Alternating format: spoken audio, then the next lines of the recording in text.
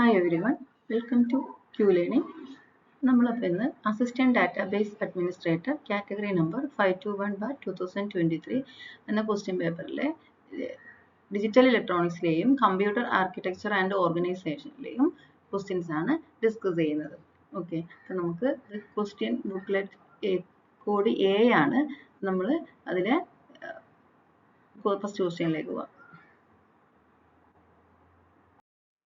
Okay, അപ്പോൾ ഇതാണ് 13ാമത്തെ question ആയിട്ടാണ് വരുന്നത്. അപ്പോൾ ഈ question simplify the Boolean expression A B plus A into B plus C bar plus B into B plus C bar. അപ്പോൾ ഇത് different Boolean algebra laws use ചെയ്തിട്ട് നമുക്ക് സിംപ്ലിഫൈ ചെയ്തെടുക്കാൻ പറ്റും. ബട്ട് സിംപ്ലിഫൈ ചെയ്ത് കഴിഞ്ഞാലും ഈ ഒരു ഓപ്ഷൻസിലും ആൻസർ കറക്റ്റ് ആയിട്ട് കിട്ടില്ല. അപ്പോൾ PSC ഇത് റോങ് ചോയ്സ് ആണ് നമുക്ക് തന്നിട്ടുള്ളത്, ഡിലീറ്റ് ചെയ്യുമായിരിക്കും. ബട്ട് എന്നാലും നമുക്ക് അതിനൊന്ന് ചെയ്ത് നോക്കാം. ഓക്കെ, ഫസ്റ്റ് നമുക്കിവിടെ ലാസ്റ്റ് രണ്ട് term A into B plus C bar അല്ലെ, ബി പ്ലസ് സി ബാർ എന്ന് പറയുന്നത് അവിടെ കോമൺ ആയിട്ട് വരുന്നുണ്ട് ലാസ്റ്റ് രണ്ട് ടേമിൽ.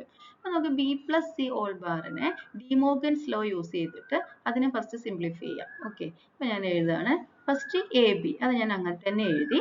A B plus A into B plus C bar എന്ന് പറയുമ്പോൾ A into B plus C ബാറിന്റെ ഡിമോർഗൻസ് ലോ സിംപ്ലിഫൈ ചെയ്ത് എന്ത് കിട്ടും? B bar into C bar. അതായത് B plus C all bar എന്ന് പറഞ്ഞു കഴിഞ്ഞാൽ B plus C all bar എന്ന് പറഞ്ഞു കഴിഞ്ഞാൽ അതിനെ ഡിമോർഗൻസ് ലോ സിംപ്ലിഫൈ ചെയ്താൽ B bar into C bar എന്ന് കിട്ടാം. നമ്മളൊക്കെ അങ്ങനെ എഴുതി, A into B bar into C bar, then plus അടുത്തത് നെക്സ്റ്റ് ടേം ബി, അതുപോലെ തന്നെ B plus C all bar തന്നെയാണ്. അപ്പൊ അതിനെ സിംപ്ലിഫൈ ചെയ്ത് കഴിഞ്ഞാൽ B bar into C bar എന്ന് വരും. ഓക്കെ, അപ്പൊ നമുക്ക് ഇവിടെ ഇതിനൊന്നും കൂടെ സിംപ്ലിഫൈ ചെയ്യാൻ പറ്റും. ഈ ലാസ്റ്റ് ടേമിനെ B into B bar, B into B bar എന്ന് പറഞ്ഞു കഴിഞ്ഞാൽ അത് എന്തായിട്ടാണ് വരുന്നത്? 0 ആയിട്ടാണ്. അപ്പൊ ലാസ്റ്റ് ടേം ഫുൾ ഒഴിവായി പോകും. അപ്പൊ നമുക്ക് ഇതിനെ വീണ്ടും എങ്ങനെ എഴുതിയെടുക്കാം? A B plus A B bar C bar എന്ന് എഴുതാം. ഓക്കെ, ഇനി ഇതിൽ നിന്നും നമുക്ക് ഈ രണ്ട് ടേമിലും കോമൺ ആയിട്ട് എ വരുന്നുണ്ട്. അപ്പൊ എനെ ഞാനൊന്ന് പുറത്തേക്ക് എടുക്കുകയാണ്. അപ്പൊ A into B plus B bar C bar എന്ന് വരും അല്ലെ. ഇനി വീണ്ടും നമുക്ക് B plus B bar C ബാറിനെ വീണ്ടും അത് അബ്സോർപ്ഷൻ ലോ പ്രകാരം എഴുതിയതാണ്. പിന്നെ വീണ്ടും നമുക്ക് അതിനൊന്ന് സോൾവ് ചെയ്യാം. എ ഇൻറ്റു ഇത് എങ്ങനെയാണ്? B plus B bar C bar എന്ന് പറഞ്ഞാൽ ഇവിടെ നിന്ന് വന്നാണ് ബി പ്ലസ് ബി ബാർ അല്ലെ, B plus B bar into B plus C ബാറിനെ അബ്സോർപ്ഷൻ ലോ അപ്ലൈ ചെയ്തപ്പോഴാണ് നമുക്ക് എന്ത് കിട്ടിയിട്ടുണ്ടാവുക? B into B plus B bar C bar കിട്ടിയിട്ടുണ്ടാവുക. ഓക്കെ, അപ്പൊ നമുക്ക് ഈ ബി പ്ലസ് ബി ബാറിനെ എന്തായി പോവത്? ബി പ്ലസ് ബി ബാർ എന്ന് പറഞ്ഞാൽ 1 ആവും. അപ്പൊ നമുക്ക് അതിനെ 1a ഇൻറ്റു 1 a ആയിട്ട് വരും. അപ്പൊ എ ഇൻറ്റു ആ ബി പ്ലസ് ബി ബാർ 1 ആണ് വരുന്നത്. അപ്പൊ ബ്രാക്കറ്റിലുള്ള ബി പ്ലസ് സി ബാർ, ഇങ്ങനെയാണ് അതിന്റെ ആൻസർ വരുന്നത്. ഓക്കെ, അപ്പൊ ഈ ഒരു ചോയ്സ് നമുക്ക് ഇവിടെ കാണുന്നില്ല. PSC തന്നിട്ടുള്ളത് ചോയ്സ് ബി ആയിട്ടാണ്. ബി എന്തായാലും എ ബി ബാറിൽ ഇത് ഒരു ഓപ്ഷനും നമുക്ക് വേറെ കിട്ടാനുമില്ല. അപ്പൊ ഇതിന്റെ ഒരു ആൻസർ ഇങ്ങനെയാണ് വരുന്നത്, A into B plus C bar. Okay, next ക്വസ്റ്റ്യനിലേക്ക് പോവാം. ഓക്കെ, അതേപോലെ തന്നെ ഡിജിറ്റൽ ഇലക്ട്രോണിക്സിലുള്ള വേറൊരു ക്വസ്റ്റ്യൻ ആണ്. The SOP expression for logic function is given by sigma of 0, 1, 2, 3, 4, 5, 6. The simplification of this function using Carnot map will give the following result. നമുക്ക് 4 choice തന്നിട്ടുണ്ട്. PSC തന്നിരിക്കുന്നത് A bar plus B bar plus C bar എന്നുള്ളതാണ് answer. First A ആണ് answer. അപ്പൊ നമുക്കിത് ചെയ്ത് നോക്കാം. എങ്ങനെയാണ് ഇതിനെ ചെയ്യുന്നത്? ഇതിനെ നമുക്ക് direct 3 variable K map use ചെയ്തിട്ട് സിംപ്ലിഫൈ ചെയ്യാൻ പറ്റും. 3 വേരിയബിൾ കെ മാപ്പ് യൂസ് ചെയ്തിട്ട്. അപ്പൊ അതായത് 0 to 6 വരെ ഉള്ളൂ. ഇപ്പൊ 3 വേരിയബിൾ കെ മാപ്പ് ആകുമ്പോൾ മൊത്തം 7 നമ്പേഴ്സ് ആണ് ഉള്ളതെങ്കിൽ 7 ടേംസ് ആണ് ഉള്ളതെങ്കിൽ നമുക്ക് 3 വേരിയബിൾ കെ മാപ്പ് യൂസ് ചെയ്തിട്ട് സിംപ്ലിഫൈ ചെയ്യാം. പിന്നെ ഇവിടെ ഓപ്ഷനിൽ ABC എന്ന് പറഞ്ഞ 3 വേരിയബിൾ തന്നെ ഉള്ളൂ താനും. ഓക്കെ, അപ്പൊ ഞാൻ 3 വേരിയബിൾ കെ മാപ്പ് വരയ്ക്കുകയാണ്. ഓക്കെ, അപ്പോൾ 3 വേരിയബിൾ കെ മാപ്പ് 2 റോയും 4 കോളം ആണ് ഉണ്ടാവുക അല്ലെ. അപ്പൊ നമ്മളിവിടെ നമുക്ക് ഇത് എടുത്ത് എഴുതാൻ എളുപ്പത്തിൽ ചോയ്സിലുള്ള പോലെ തന്നെ ഞാൻ അതിനെ മാർക്ക് ചെയ്യുന്നു.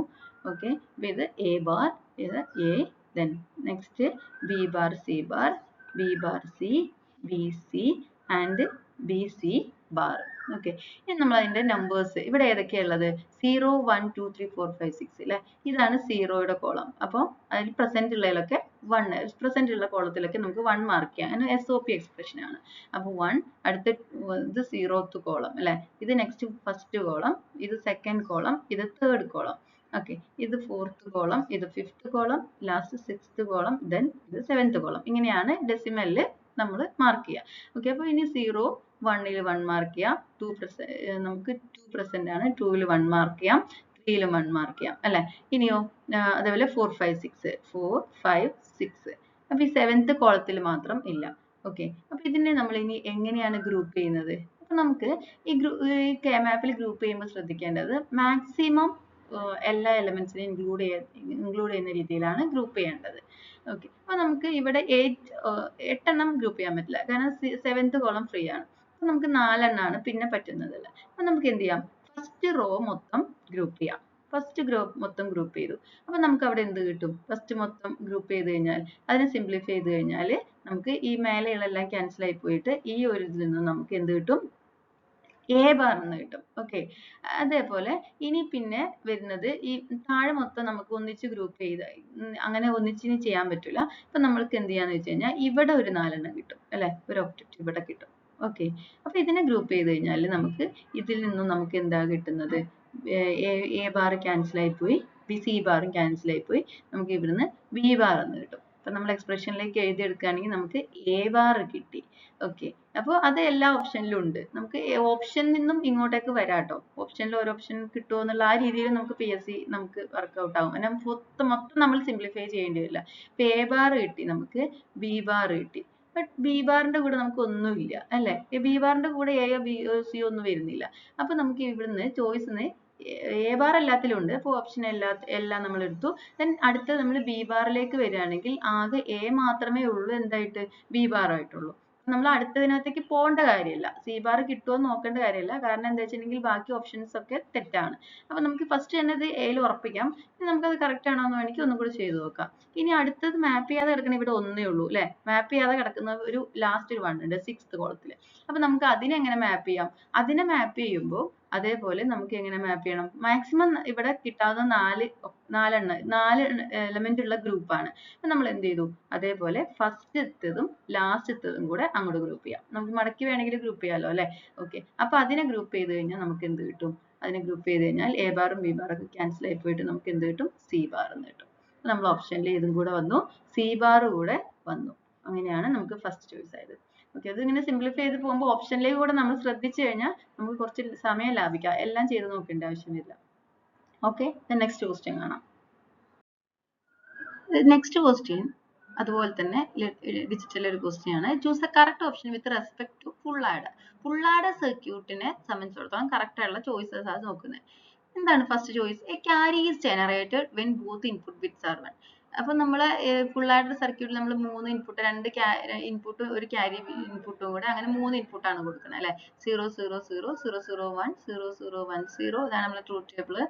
1 2 3 4 5 6 7 അല്ലെ. അപ്പൊ ഇവിടെ നമ്മളിവിടെ എവിടേക്കാണ് ക്യാരി ജനറേറ്റ് ചെയ്യുന്നത്? 2 ഇൻപുട്ട് 1 ആണെങ്കിൽ എന്തായാലും ക്യാരി ജനറേറ്റ് ചെയ്യും അല്ലെ.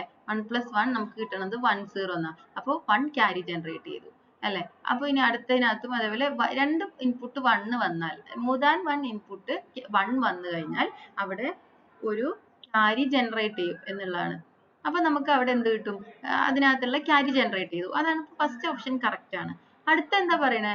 A carry is propagated when either or both inputs are 1. പിന്നെ both inputs 1 ആണെങ്കിലും അല്ലെങ്കിലും ക്യാരി പ്രൊപ്പഗേറ്റ് ചെയ്യും.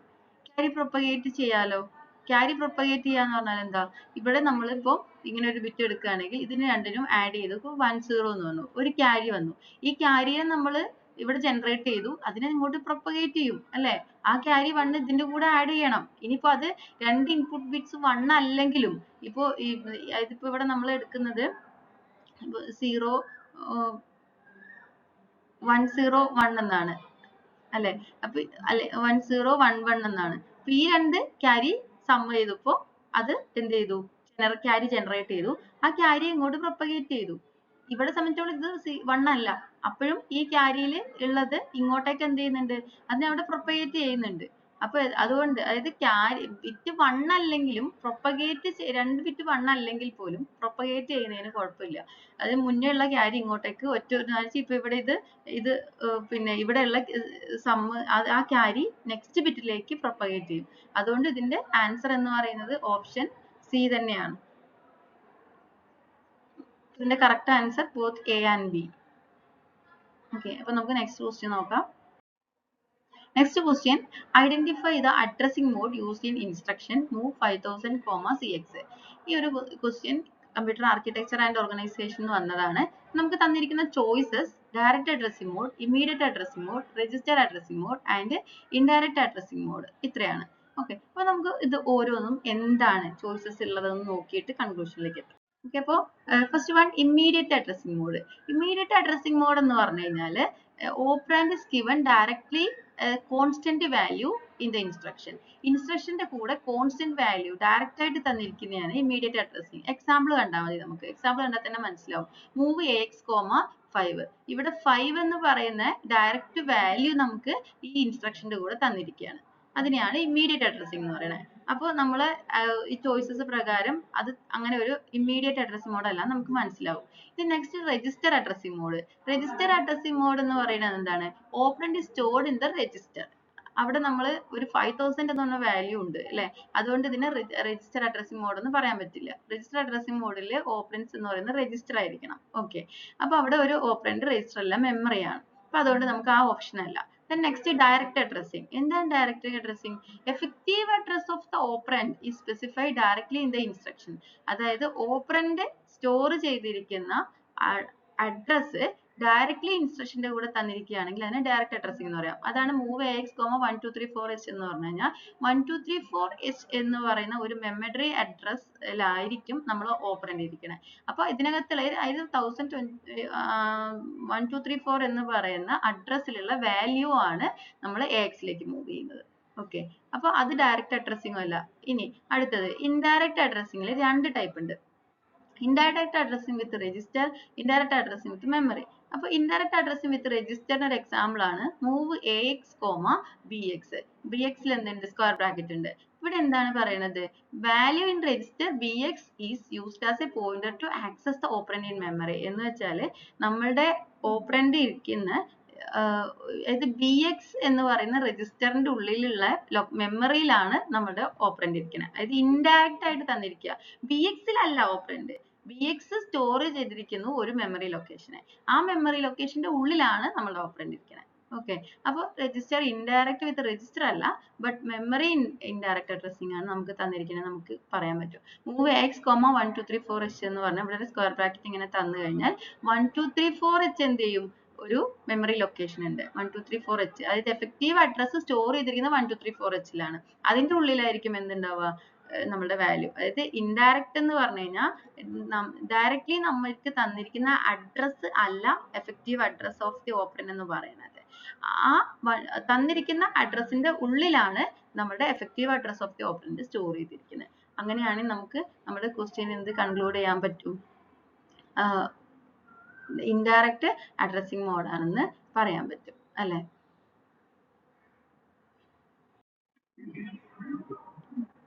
Okay, the next question, 8086 ഒരു question ആണ്. The size of the address bus and data bus of the 8086 are respectively as. അപ്പോൾ നമുക്ക് ഇവിടെ 8085-ഉം അതേപോലെ 8086-ഉം നമ്മൾ കമ്പയർ ചെയ്ത് ഒന്നിച്ച് പഠിക്കണം. അങ്ങനെയാണെങ്കിൽ നമ്മളത് മറന്നു പോകില്ല. അപ്പൊ 8085 ബസ് ഇതിന്റെ കറക്റ്റ് ആൻസർ ബി ആണ്. അതായത് അഡ്രസ് ബസ് 20 ബിറ്റും ഡേറ്റ ബസ് 16 ബിറ്റും ആണ്. ഓക്കെ, അപ്പൊ ഇവിടെ ഈ അഡ്രസ് ബസ് അത് നമുക്ക് ഡേറ്റ ബസ് എഴുതാം. Data bus then address bus. ഇത് കമ്പയർ ചെയ്ത് പഠിച്ചു വെക്കണം. ഇത് എപ്പോഴും ചോദിക്കുന്ന ഒരു ക്വസ്റ്റ്യൻ ആണ്. അപ്പൊ ഇത് കമ്പയർ ചെയ്ത് പഠിച്ചു വെച്ചത് മാറി പോവുകയില്ല. ഓക്കെ, അപ്പൊ 8085-ലെ ഡേറ്റ ബസ് എന്ന് പറയുന്നത് 8 ബിറ്റും അതേപോലെ 8086-ലെ ഡേറ്റ ബസ് എന്ന് പറയുന്നത് 16 ബിറ്റും ആണ്. ഓക്കെ, അതേപോലെ തന്നെ 8085 അഡ്രസ് ബസ് എന്ന് പറയുന്നത് 16 ബിറ്റും 8086 അഡ്രസ് എന്ന് പറയുന്നത് 20 ബിറ്റും ആണ്. 20 ബിറ്റ് ആയതുകൊണ്ടാണ് നമ്മൾ 8086 മൊത്തം 1 MB ആണ് അതിന്റെ കപ്പാസിറ്റി എന്നൊക്കെ പറയുന്നത്, അതായത് 2⁻20 അല്ലെ. അപ്പോൾ അതുകൊണ്ട് ഇത് ഇതേപോലെ തന്നെ ഈ ടേബിൾ പഠിച്ചു വെക്കുക കേട്ടോ. ഓക്കെ, നമുക്ക് നെക്സ്റ്റ് ക്വസ്റ്റ്യൻ കാണാം. അടുത്ത question, identify the correct statement. ഒരു മൈക്രോ ഓപ്പറേഷനുമായിട്ട് റിലേറ്റ് ചെയ്ത ഒരു ക്വസ്റ്റ്യൻ ആണ്. ഫസ്റ്റ് ചോയ്സ് വരുന്നത് a micro operation consist of 1 or more instruction cycle. അടുത്തത് a micro operation consist of fetch, decode and execute cycle. അടുത്തത് an execution cycle consist of 1 or more micro operations. അപ്പൊ നമുക്ക് ഇവിടെ കുറച്ച് കാര്യങ്ങൾ മനസ്സിലാക്കേണ്ടതുണ്ട്.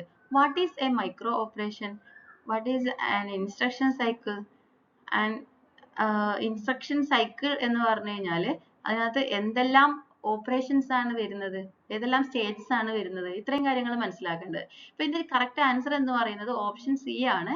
An execution cycle consist of 1 or more micro operations. Okay, അപ്പൊ ഒരു മൈക്രോ ഓപ്പറേഷൻ എന്ന് പറഞ്ഞു കഴിഞ്ഞാൽ ഒരു മൈക്രോ പ്രോസസറിനെ സംബന്ധിച്ചിടത്തോളം അതിന്റെ ഏറ്റവും സ്മോളസ്റ്റ് ഓപ്പറേഷൻ ആണ്. അതിനെ സ്പ്ലിറ്റ് ചെയ്യാൻ പറ്റില്ല. സ്മോളസ്റ്റ് ഓപ്പറേഷൻ എന്ന് പറഞ്ഞു കഴിഞ്ഞാൽ ഇതിപ്പം ഒരു ഫെച്ചിങ് എന്ന് പറഞ്ഞു കഴിഞ്ഞാൽ അവിടെ ഒന്നിലധികം കാര്യങ്ങൾ നടക്കണം. ഒരു ഇൻസ്ട്രക്ഷൻ എക്സിക്യൂട്ട് ചെയ്യാന്ന് പറഞ്ഞു കഴിഞ്ഞാൽ അവിടെ ഒരുപാട് മൈക്രോ ഓപ്പറേഷൻസ് കൂടി ചേർന്നിട്ടാണ് ഒരു ഇൻസ്ട്രക്ഷൻ എക്സിക്യൂട്ട് ചെയ്യുക. അപ്പോൾ ഒരു ഇൻസ്ട്രക്ഷൻ സൈക്കിൾ എന്ന് പറഞ്ഞു കഴിഞ്ഞാൽ അതിനകത്ത് എന്തെല്ലാം വരാം, fetch, decode, execute, write back, ഇങ്ങനെ കുറെ കാര്യങ്ങൾ വരാം. ഇത്ര കുറച്ച് കാര്യങ്ങൾ നമ്മൾ മനസ്സിലാക്കാനുണ്ട്. അപ്പൊ നമുക്ക് ഫസ്റ്റ് നമുക്ക് ഇതിനെ micro operation consist of 1 or more instruction cycle. ആ ചോയ്സ് തെറ്റാ. എന്തുകൊണ്ടാണ് അത് തെറ്റായത്? ഒരു ഇൻസ്ട്രക്ഷൻ സൈക്കിൾ എന്ന് പറഞ്ഞു കഴിഞ്ഞാൽ ഒരു ഇൻസ്ട്രക്ഷൻ എക്സിക്യൂട്ട് ചെയ്യുന്ന സമയത്ത് ഏതെല്ലാം ഫേസസിലൂടെ, ഏതെല്ലാം സൈക്കിളിലൂടെ കടന്നു പോകണം.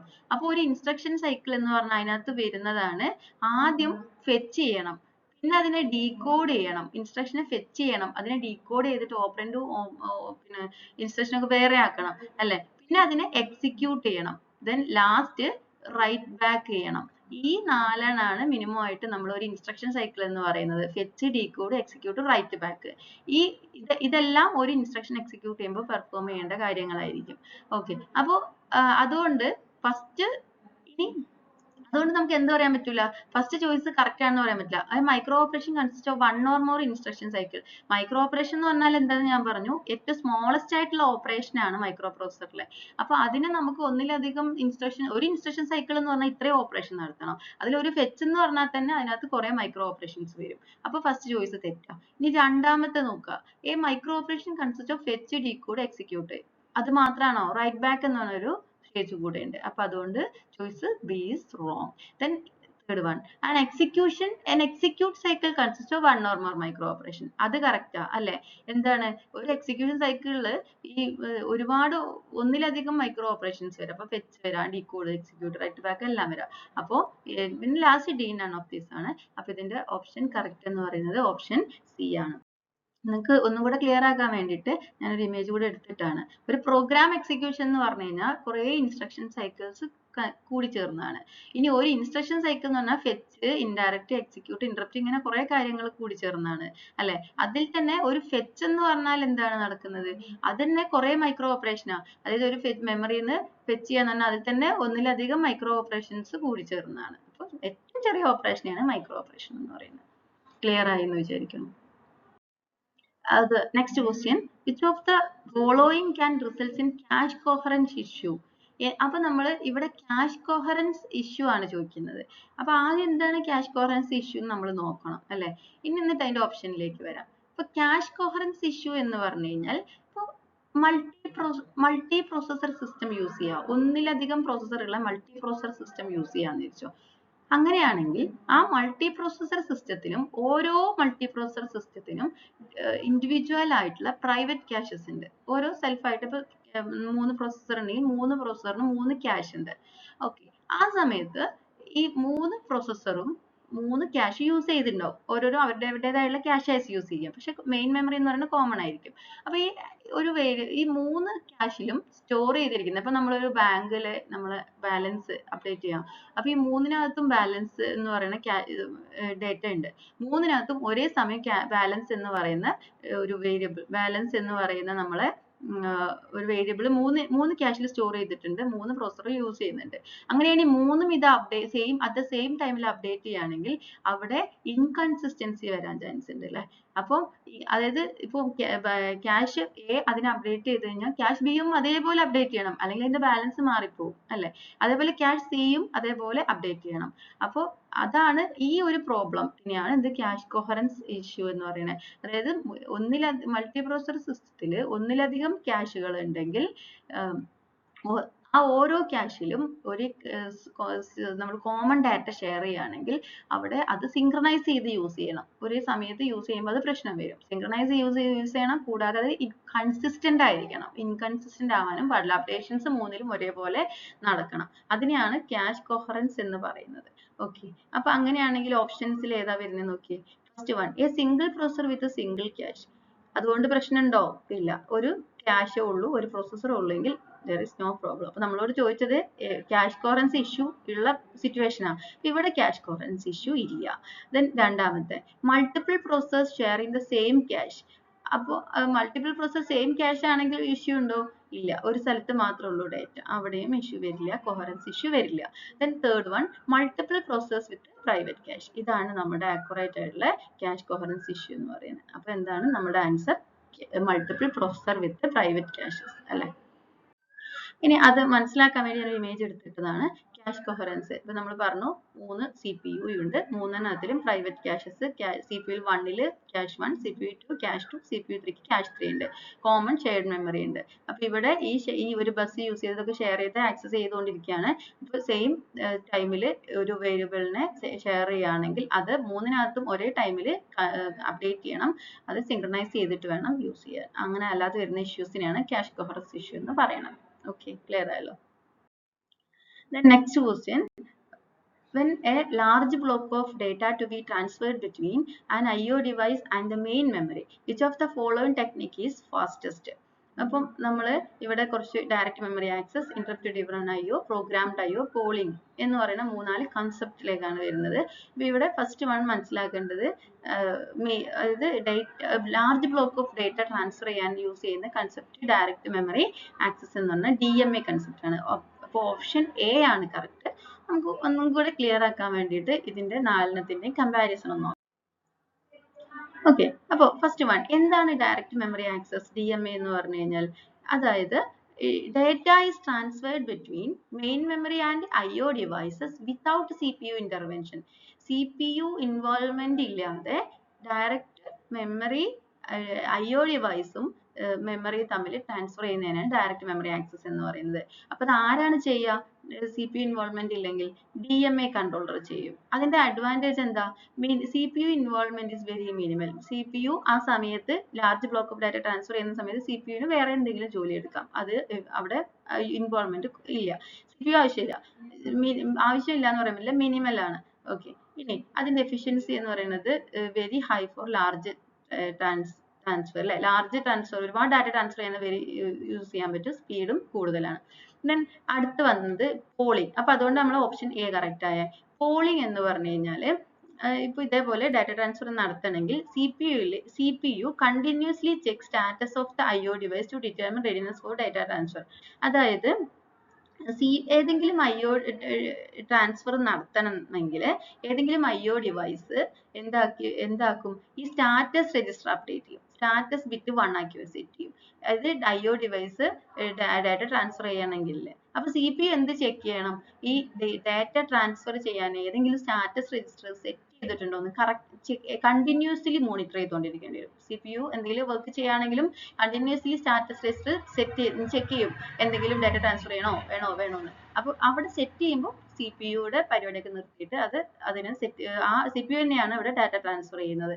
അപ്പൊ അതുകൊണ്ട് അതിനെ എന്ത് പറയും? പോളിംഗ് മെത്തേഡ് എന്ന് പറയും. പോൾ ചെയ്തിട്ടുണ്ടോ എന്ന് നോക്കുകയാണ്. അപ്പോൾ സ്റ്റാറ്റസ് രജിസ്റ്റർ സെറ്റ് ചെയ്തിട്ടാണ് പോളിംഗ് നടത്തുന്നത്. അപ്പോൾ ഇവിടെ CPU ഇൻവോൾവ്മെന്റ് കൂടുതലാണ്. കാരണം സ്റ്റാറ്റസ് രജിസ്റ്റർ ഇത് ഇടയ്ക്ക് ചെക്ക് ചെയ്യണം. സ്റ്റാറ്റസ് രജിസ്റ്റർ ഓക്കെ ആണെങ്കിൽ ഡാറ്റ IO ഡിവൈസോട്ട് ട്രാൻസ്ഫർ ചെയ്യണം. അപ്പോൾ അതിന്റെ എഫിഷ്യൻസി കുറയും, സ്പീഡും കുറയും. അതേപോലെ പ്രോഗ്രാം കൺട്രോൾഡ് IO എന്ന് പറഞ്ഞു കഴിഞ്ഞാൽ CPU directly execute instructions to manage IO operations. ഇത് പിന്നെ send and receive data by executing program instruction step by step controlling the entire IO operation. നമ്മളിവിടെ പ്രോഗ്രാം കൺട്രോൾഡ് IO എന്ന് പറഞ്ഞു കഴിഞ്ഞാൽ CPU ഈ IO ഓപ്പറേഷൻസ് മാനേജ് ചെയ്യുന്നത് ഈ instructions directly execute ചെയ്തിട്ടാണ്.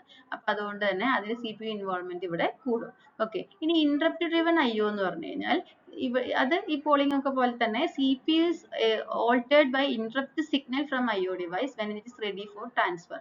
അതായത് IO ഡിവൈസിന് ഡേറ്റ ട്രാൻസ്ഫർ ചെയ്യണമെങ്കിൽ IO ഡിവൈസ് എന്ത് ചെയ്യും? ഒരു ഇന്ററപ്റ്റ് സിഗ്നൽ CPU ന് കൊടുക്കും.